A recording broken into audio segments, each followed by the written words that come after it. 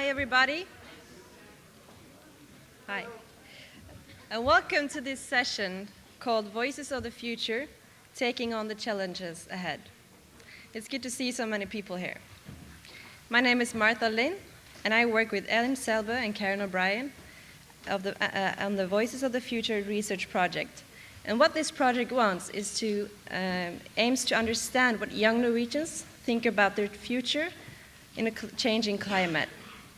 What actions and support do they need to effectively respond to climate change? And today we want to hear your views. So I see a lot of young faces, and I hope to hear what you have to say. Now, to help us look at these issues, I would like to welcome our three panelists. We have Marty Johansen from Changemaker. We have Leila Mulaus Manovic. She's a student at Elvebakken Senior High School. She's also active in AUF, Youth Organization of the Labour Party, and Youth Against Racism, and Partly Press, which is an organization, Save the Children Youth Norway. And also we have Carrie Anna from Spire. And she will be talking about their future campaign also. So, welcome. Thank you.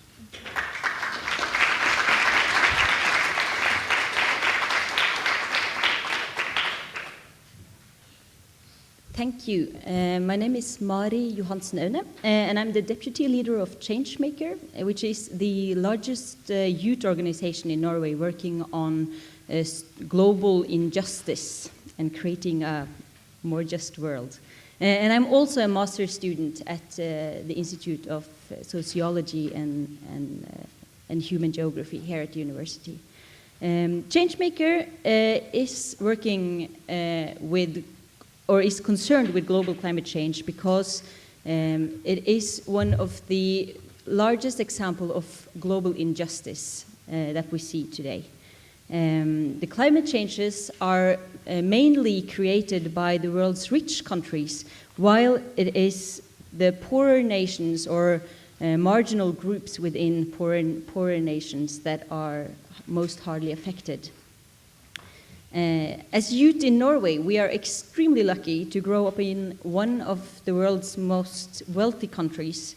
But with this wealth, we also inherit an important responsibility because our wealth is earned from fossil fuel and from global climate change. Petroleum produced in Norway amounts for big emissions globally and is Norway's greatest contribution to climate change. And as a changemaker, I believe that Norway has the responsibility to reduce global emissions from fossil fuel by taking actions nationally. So while local environment is also very important, Changemaker's focus is that Norway's responsibility for producing global climate change is the most important reason for not opening any new fields of oil production in Norway, whether it be in Lofoten or in the Barents Sea or any other areas in Norway. When discussing such very serious topics, one can easily fall for the temptation to stop caring because it might seem like it's a lost case. And even many Norwegian politicians, even the more environmentally concerned ones, it seems like they stop believing that they can actually make important decisions to stop climate change. And there is a lack of willingness to make decisions that might affect Norwegian economy.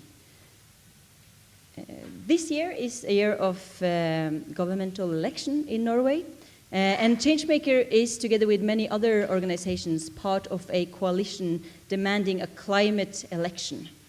And as part of this campaign, Changemaker is launching a campaign where we will climate adopt Norwegian politicians. Or local groups or individual members or any other interested parties may climate adopt politicians to let them know that we care, that they care about climate. Because we know it's hard to be a climate politician in Norway today. So it's time to show them solidarity and support for their work. We will send them letters, pictures. You can even send them drawings to let them know that we care and that we support them in their work. Some politicians might feel like they lack the knowledge to talk about climate. So we will send them drafts for speeches, or maybe books that they can read to learn about climate. Or they might feel it's difficult to bring up the subject, so we can send them campaign T-shirts or buttons they might wear to make it easier to bring up the subject about climate change. The goal is, of course, to bring up climate as a larger topic within this year's election. And, of course, a bit of humor doesn't hurt. I, as a change maker, I believe that global injustice is created by human beings, and that we also might create a better world. Of course, we can change the world.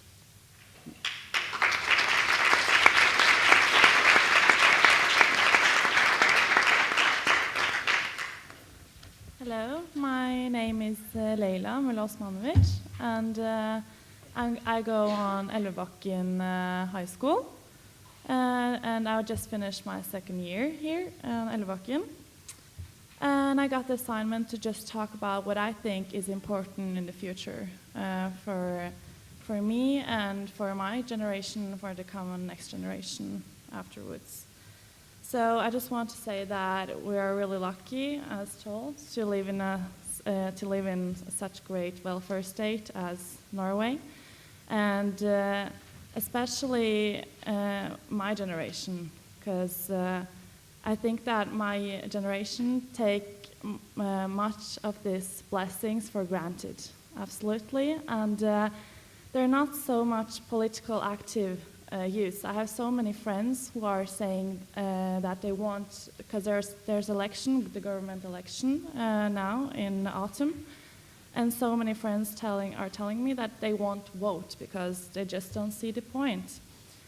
And then there's so many challenges we have to stand for in this future, because we are really rich with oil, and they also said that even though we didn't have these natural resources, that Norway would be a welfare state as well. But I'm really afraid about what will happen in 60 years, because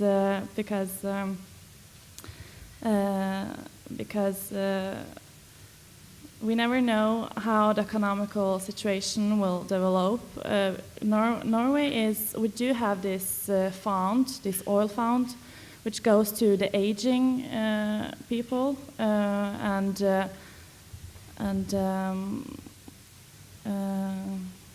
which goes to the aging fund,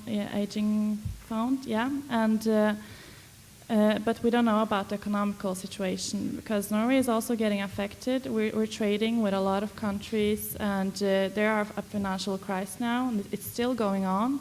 And this oil money won't last forever as well. And then I just wonder about what will happen to me or to my children or their children, because everything is happening so fast. The future is so unpredictable. And just knowing that, for instance, in Spain, where only 50% are underemployment, and youth in my generation, for instance, my background country in Bosnia, my friends they're graduating and they don't have any work afterwards, and it's so critically, and they always assume that we are so lucky to live here and everything, but we also have to remember that we are also getting affected, and I think that my generation and the common generation really have to do something and really have to be interested and kind of get involved with these organizations. I think it's really good to have these youth organizations and just to be a part of the society and just bring our voice, because we really are bad at this at this point. And also in the election, we have Oslo is also it's a split city.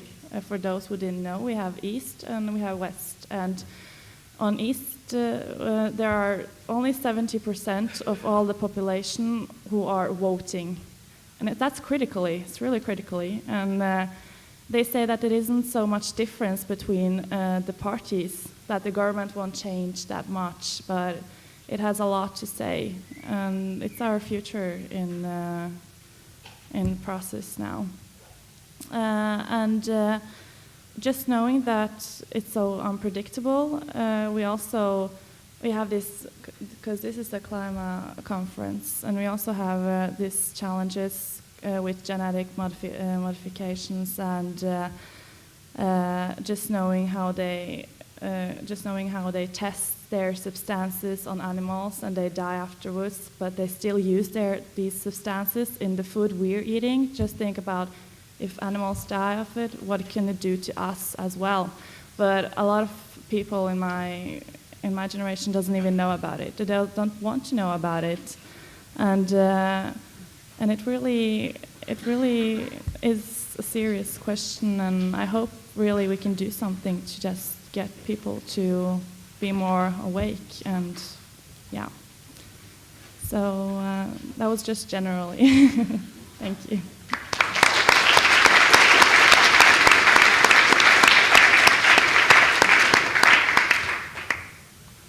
Okay. Hi, everyone. I'm Carrie Anna, and I've also been a student at this university. And while being a student here, I've been engaged in a youth organization called Spire. So I'm just going to tell you a little bit about how we work in Spire and how we, for the last year, have worked on the topic of intergenerational equity. In Spire, our vision is a more just and sustainable distribution of the world's resources. So nothing less than a great transformation. We work politically to change structures that create injustice, and we're focusing on the topics of food security, international trade, and climate change. In order to create change, we work in two main different ways. We work on information, on spreading information and engaging more people in these topics. And secondly, we do political advocacy work.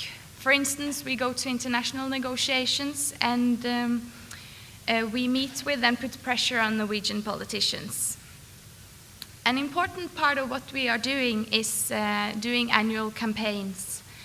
In looking at the broad challenges, we propose specific solutions that we put forward to people and politicians in Norway.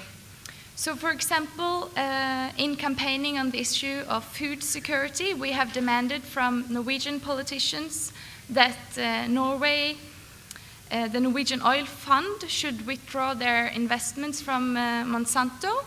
And we've suggested that the Norway should stop importing biofuel and carbon quotas from produced at land areas in developing countries which have been acquired in a way that can be characterized as land grabbing. And the last year we have been digging into the topic of intergenerational equity, and we have suggested specific solutions on how to ensure the rights of future generations. Because in Spire we believe that the main reason for poverty today and for environmental degradation is that short-term profit triumphs long-term thinking and planning. Politicians in Norway, as many places elsewhere, are elected for 4 years period, and there seems to be too obsessed with being re-elected to think of how their decisions actually will affect the rights of the generations to come. And at the same time, we know that internationally, since the Brundtland report in 1987, we've been talking about the issue of intergenerational equity. And in the Norwegian Constitution from 1814, we even have an article stating the rights of the future generation. It says, and I quote, every person has a right to an environment that is conducive to health and to a natural environment whose productivity and diversity are maintained. Natural resources should be managed on the basis of comprehensive long-term considerations, whereby this right will be safeguarded for future generations as well. But what have we actually done internationally and in Norway to make sure that the rights of the future generations are actually ensured? And have we changed our institutions in a way that we make decisions in order to include these rights? So as a solution to short-term thinking, we have been promoting the idea of an establishment of an ombudsperson for future generation to promote the rights of future generations. An ombudsperson is an institution which is in charge of representing the interest of the public by investigating and addressing complaints and maladministration and violation of rights. Norway was a pioneer when it in 1981 established the ombudsperson for children, and the reason was said to be that this was a voice that was often not heard, and this is even more the case of future generations, we argue. And we suggest that this ombudsperson for future generation will be an independent, interdisciplinary institution which can assess with information in political decisions. And in this way, be a bridge between research, between environmental NGOs and politics. Moreover, we think it should have the right to speak in the parliament, to undertake assessments, and to have the mandate to take political decisions to court if violating the rights of future generation. We think this is a concrete idea that can contribute to transforming the time perspective we have when making decisions. And others have agreed with us as well. More than 30 other Norwegian organizations have signed up to our campaign. And other countries already have these kind of institutions, for example, in Hungary and in Brazil. So we believe that we have to think about the future, and we have to think long-term in order to ensure the rights of people living today as well as in the future. And maybe an ombudsperson for future generation could be one step in that direction.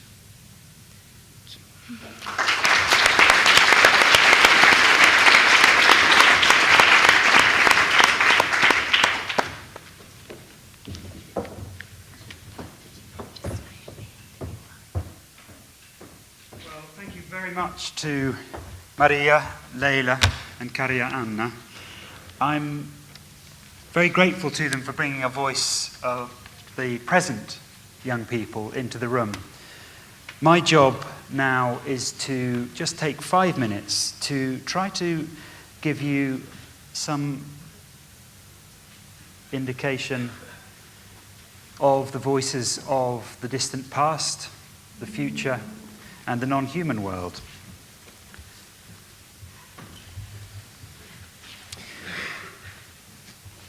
The biggest question raised by climate change is, how do we take care of the future? And that question massively extends the boundaries of who and what counts in our politics and our ethics. But how do we represent future people and things that have no voice? How can we, in both meanings of the term, take care of things and take care of things? So here are a few stories and images that help me think through this difficult problem. First of all, earth lights. Now, people read this image in different ways. The environmentalists frequently read it as an image of dread.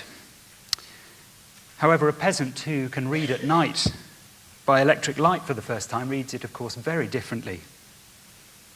Personally, I find this NASA image incredibly exhilarating. I'm struck by the human achievement in it, just in the making of the image. The ingenuity, the determination, the teamwork, These are just the qualities that got humanity out of the last ice age. And I think we should just nod thanks quietly to our prehistoric colleagues for their efforts. They really did take care of things for us all then. These are attributes that will serve us well in the work we face now.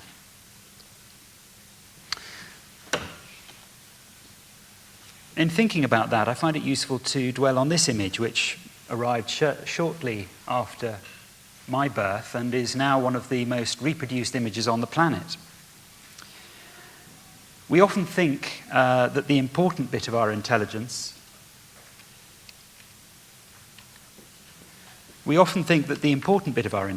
is the massed might, perhaps, of the NASA military-industrial complex.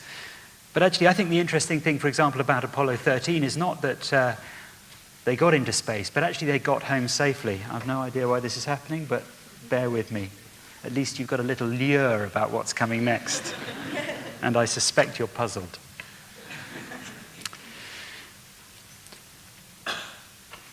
But in the case of Apollo 13, they got back not through the military-industrial might of NASA, but rather through the clever application of some chewing gum, some duct tape, and some piping.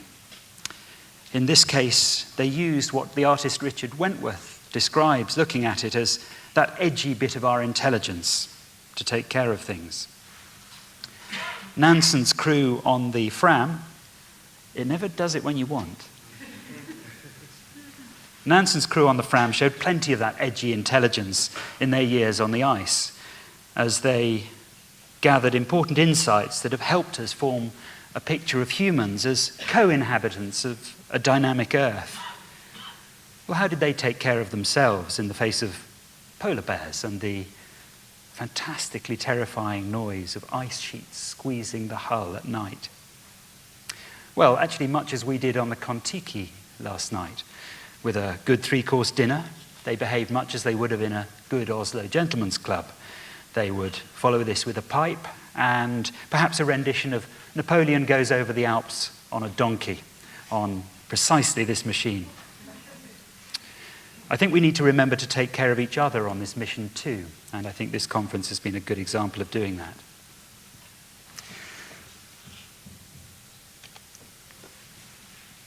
But my last 2 points about taking care of things rely on two very powerful human motives: love and money. On the first, environmentalism has tended to rely on fear narratives, or occasionally rather, I think, naive problem and solution dialectics to get its messages across. We've knocked at every door that's going to be motivated by fear, and simply not enough people have come out into the street. I want to suggest that enchantment is a far more powerful emotion. Nobody chooses a partner because they offer ecosystem services. That's not the main point anyway. No, affection and love and enchantment are far more powerful. The lady in this photograph was one of thousands of us, tourists in Oslo, who, sure, were enchanted by lovely Oslo, but were far more enchanted by the sight of a fantastic double rainbow. And I'm with Lan Marie, who talked this morning, in thinking that we have within our reach much more powerful stories than the executives from the oil majors. And this is about what Kathleen Jamie, the poet, Scottish poet, calls extending the web of our noticing. I think it's a very powerful way of thinking that we've hardly begun to make use of. Now to my last point, to money. I've been almost bursting with frustration that nobody has talked about the price of carbon or carbon taxation through the course of this week, and I was desperately relieved when Stein Jensen raised it this morning. Why Frankenstein's creature? I used to read Frankenstein as a parable about the mad scientist's arrogance, but I've been led to another reading now. Mary Shelley is inviting us, I think, to reflect on his failure to take care of his own creation in the right way. To take care of the climate, we need to recognize the economy as a human artifact. And rather than banishing it or imagining that somehow we can go back into the workshop and build a new one from scratch.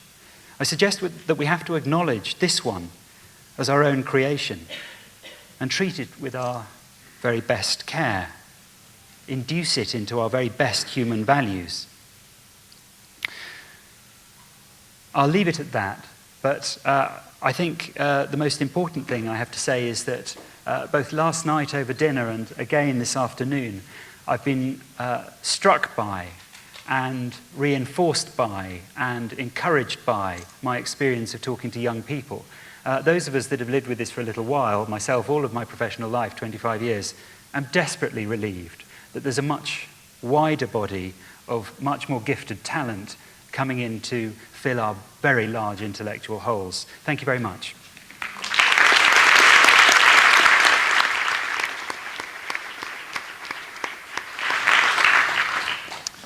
Now, what we're going to do now is give you a chance in a little while to come in with comments, questions for our panel, but we're also giving you some work to do. Do we have the questionnaires to hand? You've had a bit of a chance to work on this already. Now, some of you I see have been good students and already got on with it. Raise your hands if you have already completed your mission. Well, lucky you, because you can now enjoy 2 moments of calm and peace. I'm going to ask you all just to concentrate quietly on your own on these 2 questions. We'll then discuss them together.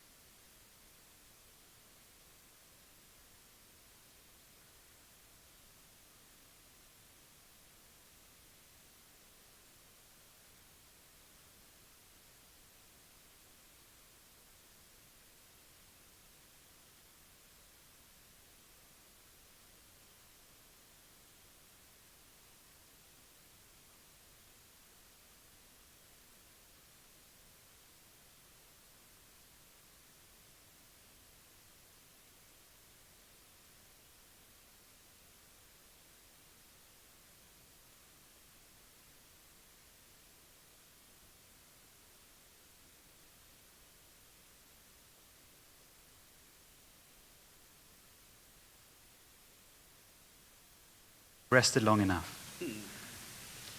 Now, I'm first of all going to introduce, I'm Joe Smith, and I'm working today with Bronwyn Hayward from Christchurch in New Zealand. I'm from the UK, from the Open University. We're going to invite you just to take a couple of minutes to discuss what you've written down with the people immediately around you, just so that everyone can open their lungs for a couple of minutes. So take a couple of minutes to share what you've written in answer to those 2 questions.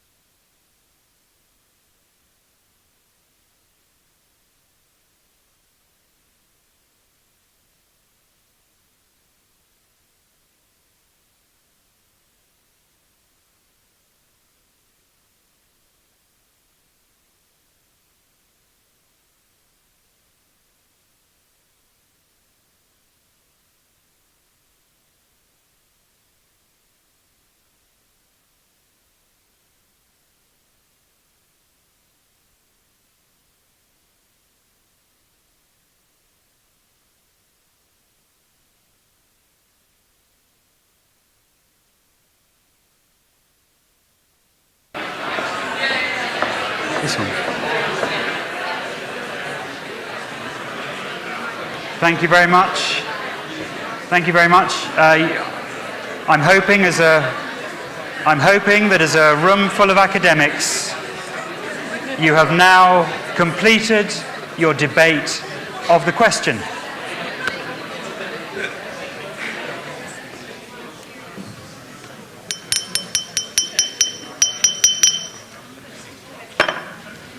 So, I want to introduce also Alain Selber, who's working on the Voices of the Future project, and Alain, you might come in at some point to talk a bit about the project, as is natural. We should say that we're giving the folks in yellow t-shirts a rest, and mentally they can take off their yellow t-shirts, and we hope that they'll participate. This is their chance, having frustratedly listened to us all, to say their piece as well. I should also say that in engaging in the discussion, if you're over 30, you can probably just settle in and listen for a little while. The only people that will get through that are people wearing very expensive moisturizer. But otherwise, we really want to draw forward the voices of the younger people present and the visitors that have come just for today. So to kick off, I wonder if I can ask you three to respond perhaps with a particular action that you want to see. Can I start with you? Should I start? Okay. I want to see a transformation from a fossil fuel-based society to a use of renewable energy. And together with that transition, I want to see a change in values from individualism and materialism to care for each other and collectivism. Who argues with that? Now listen, we're not going to be able to afford to clap every single correct answer, okay? Thank you. It's okay. I want to see people to be more inspired to do something, not just sit down and wait for something to happen. I want to see our generation, the common generation, to do something about it, to just keep the advanced technology going on as we have here in Norway, and keep the sustainable development going on, because that's the really right direction. And yeah, just that people will wake up and just give them a wake-up call. And the word inspiration central. Thank you. Big question, and it's hard to make a small answer. I want a just world, really, and a sustainable future. If I have to pick like one small thing, or it's big but smaller than the first answer, it is that Norwegian politicians start to prioritize a sustainable future for the globe. Thank you. Yeah. Thank you very much. Can I ask someone who might pick up on that last question of prioritization? What might be prioritized? Is there someone that would like to pick that one up? Well, Thank you. I'm not going to pick that one up, but I might come with my answer. And I think about what should people be like in this perfect world that we want? I think that's the basic question to ask, really. And my answer is moral creatures who live a good life as in a morally right life, who make morally right decisions all the time.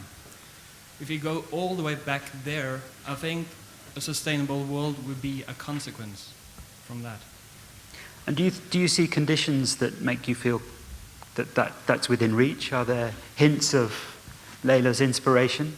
Well, I was basically occupied with thinking about my answer than listening. So Yeah.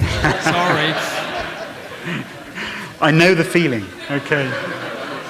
Okay. Is there anyone else that wants to come in on this? Thank you.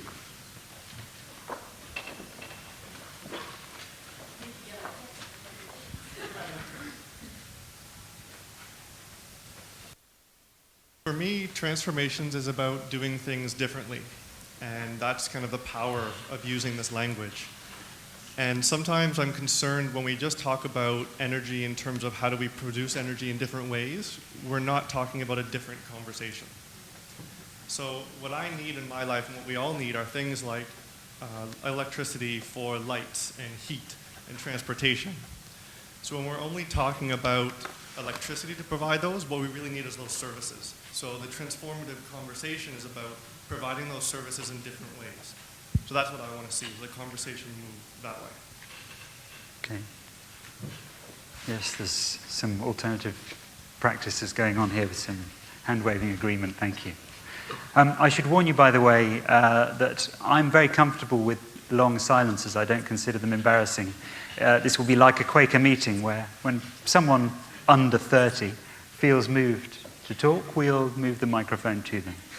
Okay? And it doesn't have to be answering those Yeah. questions. It could be a comment or a question for some Yeah. of the panelists. Absolutely.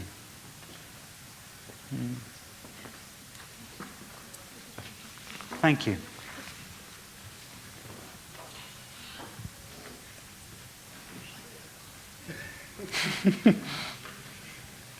Hello, Thank you. I'm Maria from Barcelona, and I would like just to make an appreciation. I appreciate that 3 women are standing there. I think it's the first time we see it in a plenary session in these 5 days. And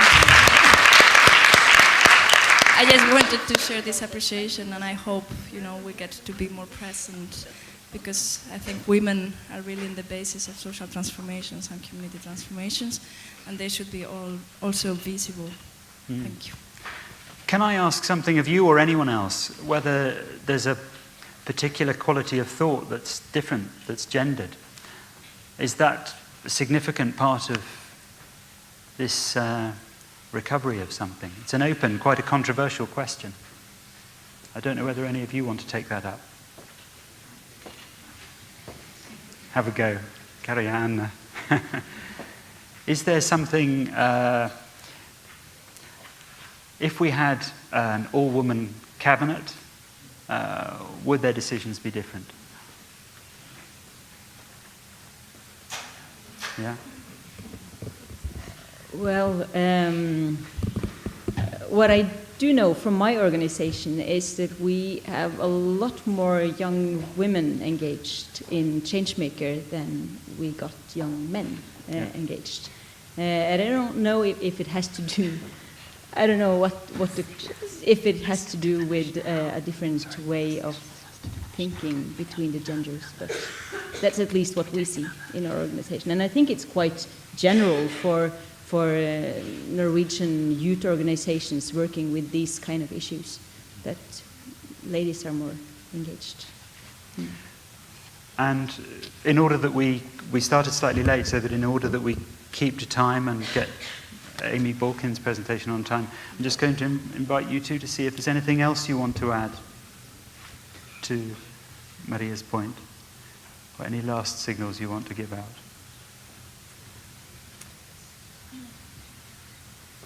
Yeah, I can, yeah. Because to that first question, I was thinking that I see a lot of action already. I see a lot of important things going on at the grassroots level in environmental NGOs and in youth organizations. And this is really inspiring, and I see a lot of leadership. And then my frustration is that I don't see a leadership at the national and international level matching up with this. And then many politicians, or when discussing with politicians, they often ask me, why aren't more young people engaged in climate change? And I often ask them back that, have you thought about that might actually be your fault? Because I think it spills up when we don't have politicians and people in decision-making positions that show leadership. It gives sort of, indicate that this is not an important topic that we need to care about. So it's not only that we need more people on the ground to push the politicians, I think they also somehow impact on us, and that's a worry. Thank you. Thank you. I want in a moment to ask you to join me in thanking Maria, Leila, Carrie Anna, and Marta as well. I think the thing that I take from this is both inspiration and a sense of leadership. While I'm fiddling with this, I'll tell you a little anecdote about my youngest son, my middle son, who got involved in the London riots, as they were described in the newspaper. Of course, in fact, they were an imaginative response to an incredibly difficult economic setting and setting for students.